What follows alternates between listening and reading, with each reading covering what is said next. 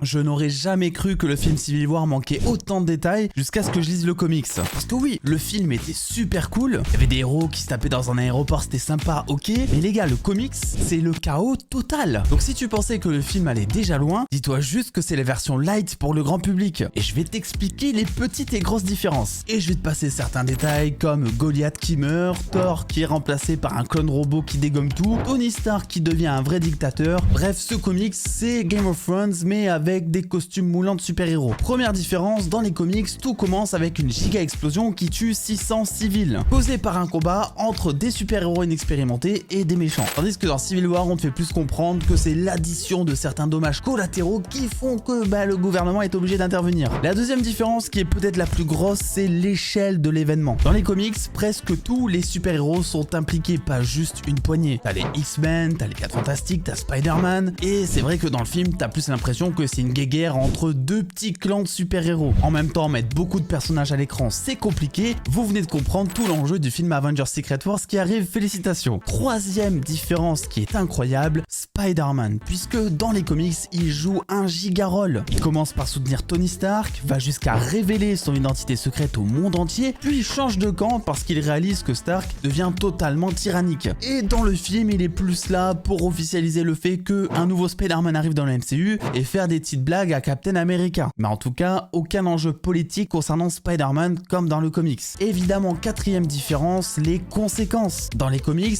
Captain America finit par se rendre. Il réalise que toute cette guerre déchire plus le pays qu'elle ne le répare. Et dans le film, on a Captain America qui écrit une lettre à Tony Stark. Et ensuite, tout le monde passe à autre chose, plus ou moins. Donc oui, Civil War, le film, c'est cool et c'est parmi les meilleurs du MCU selon moi. Mais quand t'as conscience des comics, c'est un petit peu comme commander un burger sans les frites, tu vois. Tu sens qu'il manque un truc dans ton repas. Donc lisez des comics et si vous avez la flemme, abonnez-vous, enregistrez cette vidéo pour qu'on puisse en reparler tous ensemble plus tard.